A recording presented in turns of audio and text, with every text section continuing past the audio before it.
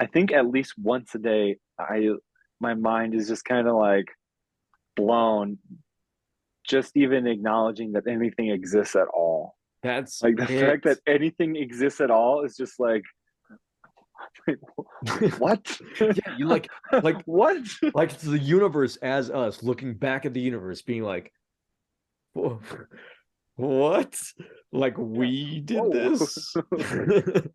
Whoa, What? whoa, whoa, whoa, whoa. Whoa, whoa, whoa, whoa, whoa, whoa, whoa. Whoa. It's a lot. Welcome to another Best Friend episode of Wild Satsangin' with the Homies, with longtime UT boys, Chris Taylor and Luke Arndt. Come along as we veer off the direct path to caress some toads, cuddle some cacti, pop a couple dung wieners, and just shoot the shit celebrating the beautiful dream of duality. No time to waste. Literally, there is actually no time. But yet, adventure awaits. Let's dance with the stars and ride the waves of infinity. Like all of this tension releases, even somatic, like emotional held tension is released, Oh, and like interesting. emotions are released. It's pretty cool. And then there's other things like muscle scraping or like gua sha, which you could learn in like Chinese medicine stuff. The muscle scraping and gua sha are a little different, but like literally scraping the muscle with a tool to break up adhesion. It's just like it's really cool stuff, Dude, I just honestly. realized something that I never really like put together in my head before, but like you are like we're almost like the yin and yang. Like you approach enlightenment almost from like a physical body perspective, like working Yeah. through from that direction. Where I kind of like approach it from just like a consciousness perspective. And like obviously they both like meet at the same truth, the Mhm. same ultimate truth, but like we definitely approach from different directions. It's really interesting to hear you say these things because I'm like yes, like I know how you can get there from there, but I've Yeah. never actually thought about it. Well, and it's interesting. There's this one guy that I kind of half follow on Instagram, but he like does like a whole bunch of different What's his name? like J F Brew something. I don't know. He's kind of weird. He I used to don't do think like soul audits and stuff. I don't have Instagram on my phone, so I can't look it up. You Um, have desktop Instagram. yeah, so I don't because otherwise I'll just like I'll binge it. He was talking about he did say that there's two like main ways of like getting to enlightenment. One is like through consciousness and like clarifying the mind, and then the other way is through the body. And he said this is the masculine way and this is the feminine way. Hmm. And but he said, he said you can do it either way or you can do it both ways. And I feel like what you just said, it was like makes sense because you and I have always been kind of like, contrasting, complementary contrast, and so it makes and like kind of strange how we're always in a similar place, but through wildly different means. Totally, totally, totally. Yeah, yeah. We have like parallel but different like timelines. Like not Hmm. timelines, but like experiences, but like parallel towards the same exact like destination. But Yeah. no, this is interesting. Actually makes me think of like one of my favorite spiritual teachers, Ramana Maharshi. He died of cancer, and Mm. I think that like I don't think that the human vessel is like totally perfected this enlightenment thing. Like Hmm. obviously the human vessel is just like a contraction of energy within pure consciousness, but while we're in this experience, like we have a human vessel, there is a human vessel, Hmm. uh apparently. And I feel like a lot of people that I follow, at least like the Ramana Maharshi, Nisargadatta Maharaj, like they all approach it just from pure consciousness, and there's like oftentimes body issues that arise and they don't care. They're completely Hmm. unaffected. They're like, I'm not the body. Hmm. Like, this is just a temporary vehicle. What do I care if it has a flat tire? Like, Yeah. where am I going anyways? But I'm already in the absolute. So where am I trying to go anyways? So it doesn't matter if they have fucking pancreatic cancer. It doesn't matter if Yeah. like they're missing a leg. It does not matter to them. It couldn't matter less. They're not going anywhere. They're already there. They've already arrived. But Yeah. I feel like approaching it from a pure consciousness perspective, that might completely neglect the body. And a lot of times these people look quite frail, like you know, when you search like yogi or something like that, they're often or not yogi, but like one of those ancient Indian kind of mystics, they're oftentimes holding a cane and looking like they're fucking frail and shit, and skinny. And that I don't think the human has I don't know if there's been an enlightened person that has fully done both angles. Like, dude, that makes me think of Shiva. You know, Shiva, the image of Shiva. In some of like the stories that I've heard, or at least I heard a story from Sadhguru. Oh yeah, He was talking about how Shiva. I love what he's doing with like the soil movement, by the way. Yeah. Is it like environmental efforts? I love that. Love seeing that. Me too. I like what he's doing there. And but one of the stories he was saying was like Shiva, it was Shiva, but it was like not the god, but like it was like the first yogi, the very first yogi. But like he's always depicted like very strong and like full of vitality and like muscular. That's not the blue guy, also, is it? He's often blue. Yeah, hold on. Wait, can I go get my Shiva sculpture? Yeah, please do. I'm gonna get them. Shiva sculpture? Okay, so basically, he was like, you know, the first yogi was seen, and he's like this like super strong, like fucking jack dude. He's like he's full of ecstasy and like dancing, and they're like shocked at like how like he's got life figured out. But imply that there's like a physical part of it too, you know. I'm only excited because I've been thinking about this a lot, and like thinking about like your approach and my approach and how they're different. And I've been like thinking like I see validity in your approach, and when I practice it, I like connect with it and it resonates. But it's very different from my own personal approach and directions. And I'm like, there's gotta be meeting points in this, or like oscillations. And then I think about like, you know, the spiritual group that I'm a part of. And I would say most of them talk about like the bodily parts and like the mystical, spiritual, like shamanic aspects of it, of talking with spirits. The phenomenal elements of it, yeah. Like the byproducts. But I was looking through this psychedelic integration workbook that Martha and Rona's passed, but they had put together.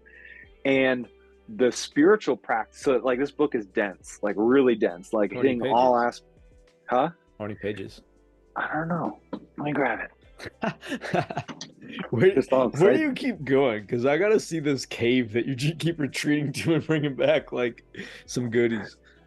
Well, the funny thing is, I'm actually in the cave with you, and the rest of my house is where I'm grabbing all these things. No, wait, that's way better. So there's like just under 400 pages in this. The psychedelic medicine integration workbook. Yeah.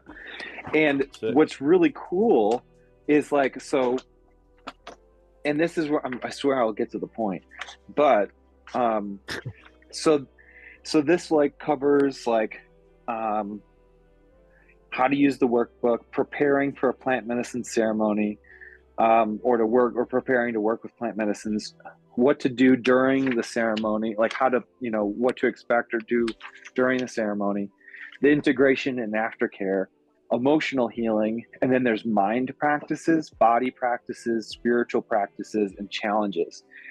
But the thing is, so like it's really comprehensive and holistic. And some of the spiritual practices that are in here, like, okay, 338, nothingness practice. That sounds good. So I've never heard any of them like specifically talk about like acknowledging being nothing or nothingness, but except a few times like in person with Rona, like I was walking with him and I was like, I don't feel like myself, you know, and he's like, what is yourself supposed to feel like?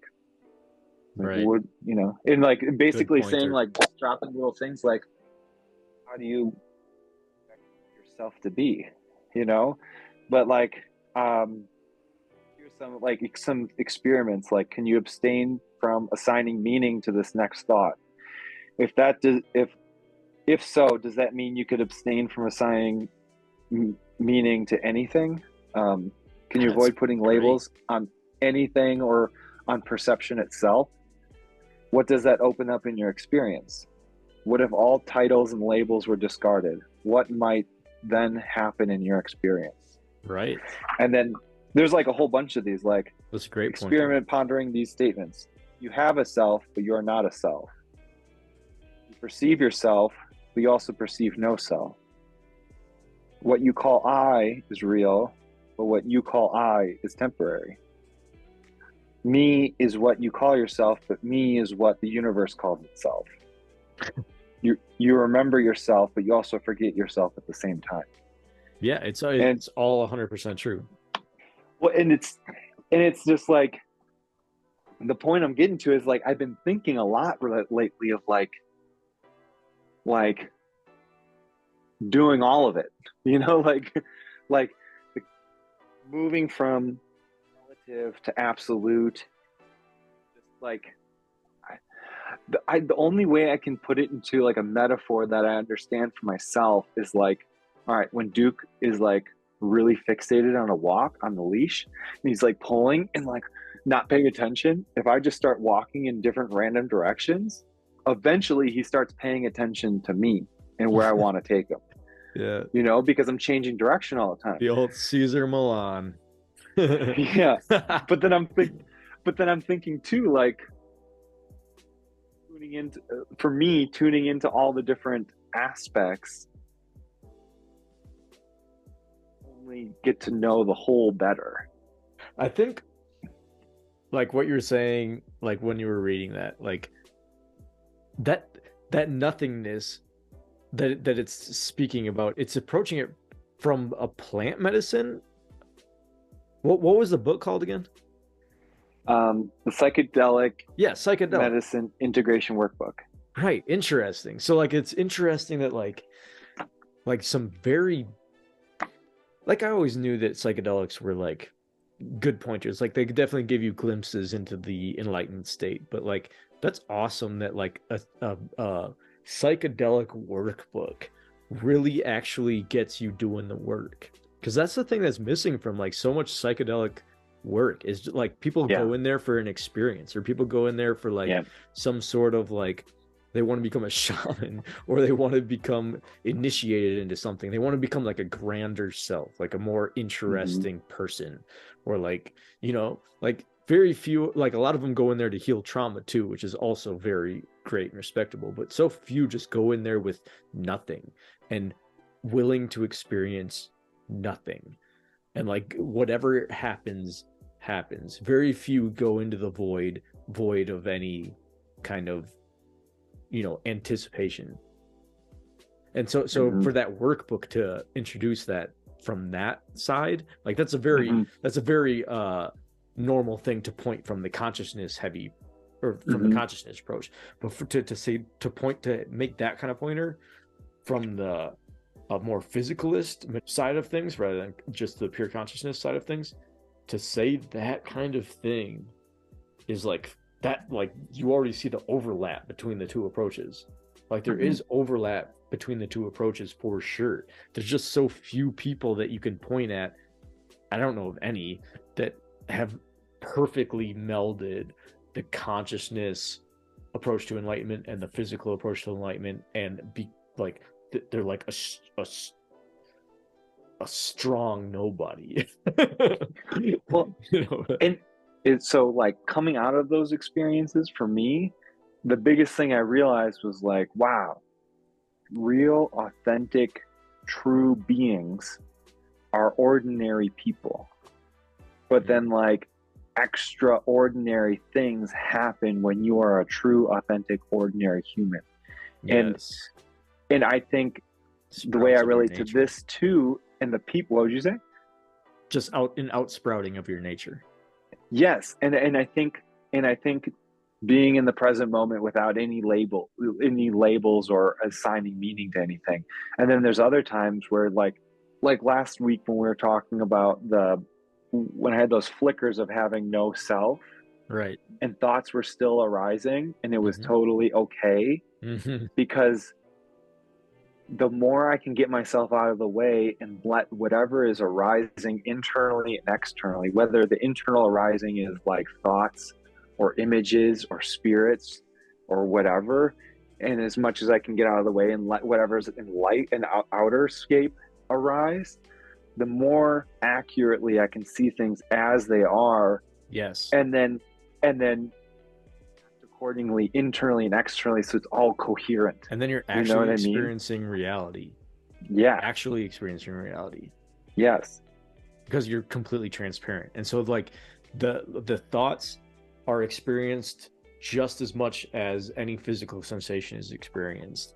You know, Yes. and no level of importance is given. It's just whatever's happening is happening. Whatever's arising is arising. It can all be noticed, but no level of importance and no categorization and no like labeling and no definition or meaning given. Like all of that is just like barriers between you and reality, actually experiencing reality. You don't experience reality until you're completely transparent and everything's just arising. Internally and externally. Yes.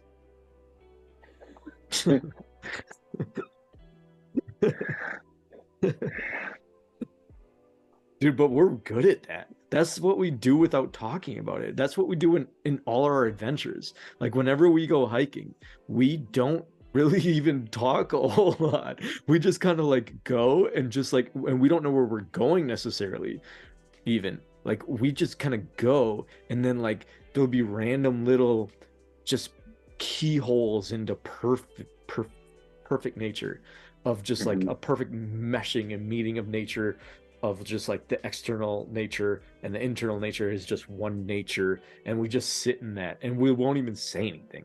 We'll just sit in it. Remember when we did that in Sedona? Like we found like these like keyholes in the sides of like these like big rock formations, and we would just like find them and sit in them and just not say a fucking thing for like 2 hours, and we'd just be climbing around, just literally like in like nature is just nature at that point. You're just completely transparent to whatever, and then like the coolest, the best things happen in that state. Like the most random, or what we would consider random from like the analyzation perspective, but it's completely like natural, or like how you say synchronistic. Like those things are just like an element of just nature if you just actually become transparent to what's happening. Totally. And it's like becoming a witness to the true natural order of things, whereas like if I'm kind of too blinded by my mind, it seems like chaos, you know, or but it's like oh, there actually is this order that travels through everything, that exists in all things. Yeah, there's an intelligence in just existence. Like somehow existence, just by the fact of existence, like part of existence is intelligence. It's just there. It's just like somehow the universe knows how to grow a leaf perfectly. Like somehow the universe knows how to human perfectly. Somehow the universe knows how to dolphin perfectly. Like there's an intelligence in it. And I heard this on like an Eckhart Tolle podcast recently I too. love Eckhart Tolle, but he talks so slow. He does. You literally on YouTube, if you watch Eckhart Tolle, you have to like literally put it on like 1.5 speed at least. That's not the point. His pauses are like the greatest part. You know, like I just like running through his bangers. He's got some good pointers. But being a witness and present to all of that, you becoming aware of the great mystery, the mystery and wonder of all things, of existence itself, you know, and to me, I kind of see that as like, that's touching God, you know, like connecting with God, that's being in communion with God, and you know, the term great mystery, like the greatest mystery of all, you know? Right. And those are synonymous terms. That is what people think of when they think of God. Like that is God. Like whether or not they know it, I'm sorry, it's not like an old dude in a cloud, an old white dude specifically. He's always fucking white for some reason. But Weirdest thing. But I do think if God could be a personified form, it'd probably be like an old brown lady. probably. Honestly. I mean, they got just as much of a chance as anybody, I suppose. Yeah. What was I saying? The fact that like what people traditionally refer to as God in like the historical traditions is that mystery that we're talking about. Like it like I have no problem using the term God either. Like that just means that mystery to me. Like that's just like I don't think of an old white dude. I think I think of the mystery. I think of God as just the essence of mystery that is arising as an apparent happening.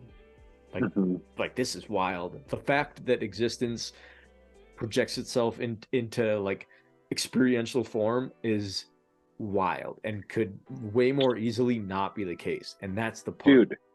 Right? I think at least once a day, my mind is just kind of like blown, just even acknowledging that anything exists at all. That's like the fact that anything exists at all is just like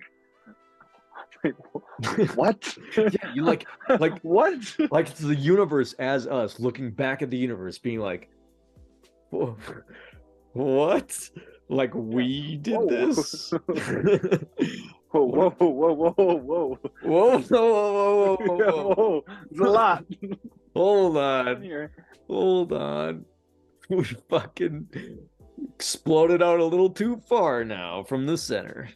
So there's this thing that I found a long time ago. I don't mean to change it up, but there's this thing I found last month that, so my teacher's teacher, he does this like newsletter thing. And he sent out this newsletter. He sends out a monthly newsletter. And there's this quote from A.H. Almas, founder of Diamond Heart School. I don't know him, but I like his quote. He talks about doing like a shamanic journey, not necessarily like a psychedelic journey, but a shamanic journey. And I really wanted to share this with you. But it said, because connecting to the point of like how your practices and my practices might connect, you know? And it says, on the journey, first we find out that we don't know. Then we begin to know. We come to know more and more until we pass through all the knowledge and beyond it. When we stay with our inquiry until everything, all the details, had been revealed, then we arrive at the source from which all the knowledge springs, the pure awareness, the pure light of our being, where the mind is dissolved in wonder. And I don't know, I wanted to share that with you and see what you felt. That's beautiful. And the last line caps it off perfectly. When the mind dissolves into wonder. Like that is the experience. That's the true experience. Like that is the enlightened experience. Because it's just wonder. Because like when everything's just arising and there's no judgments, you really don't know what anything is. Like it's just like you're in the wonder. And like that's how like the universe truly experiences itself. Yeah. Dude, I remember one time going on a hike with you when we were on mushrooms, and we walked past like I don't know, was it like a cedar or what are those big old gnarly trunked trees? Gnarly, like in the desert in Sedona. Oh, in the desert? Oh, in Sedona. Oh, yeah, they were juniper trees. Juniper. So like I remember tripping on mushrooms. I was like looking at a juniper, like not leaf, but like a little sprig or whatever. Yep. And just seeing the fractal nature of overlapping scales, and then seeing the branch like branch out and then branch out and then branch out, and this was like complete, like mind dissolved in wonder. And that's intelligence. Like, what is this? Right. Intelligence built that. Yeah. Yeah, but it's wonder. Like you don't Mhm. know what that, like somehow the universe is intelligent, somehow the universe exists, somehow it's growing within itself. Like, and yeah, that's like the true experience of that can only be said to be pure wonder, because it's all a mystery. And that's the greatest thing. Like when the mind can really let go of its concepts, like it's just experienced so much more rawly. Life is. Yeah. And like even like looking back and like being like, what the hell is life? Like what is life? Like just being open to the mystery of all things, like, and really asking the big questions as well as the tiny questions. Like it's just all equally the mystery. 100%. And that's why we're great at hiking. Yeah, right.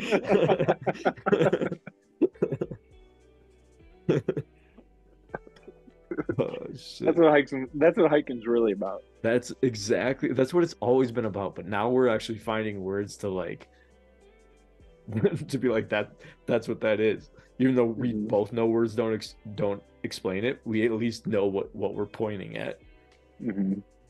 Yeah. Oh, this is totally aside, but one of the campsites I have for us, that Hearst San Simeon State Park, the campsite closest to the beach, closest to the Pacific Ocean. At the time, I was like, "Oh, this is gonna be fucking cool," and then now I'm like, "Wait, this might be really loud. It might be hard to sleep." That's the best, though. I definitely like would not be opposed to crashing waves as I fall asleep. I like that kind of violence. It's like dog snores. Right. Like loud, but really satisfying and really ultimately relaxing. And even if they wake you up, you like are not mad at all. You're like, oh. In fact, they're like nourishing. Like that fucker's sleeping good. You have a mouse? I'm on my iPad. Oh. I was wondering what you were on, dude. I thought you just put your phone on the ground.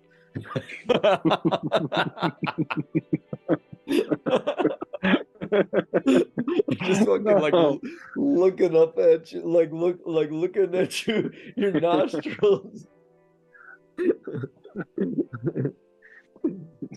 Just down here. Yeah, so anyway. What a weird perspective. I didn't say nothing, but wait, what's the countdown at? Like I thought we were about to cut out. Oh shit, yeah, we are 40 seconds.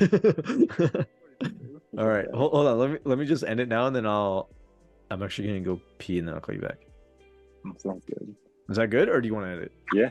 Oh yeah, no, that's good. All right.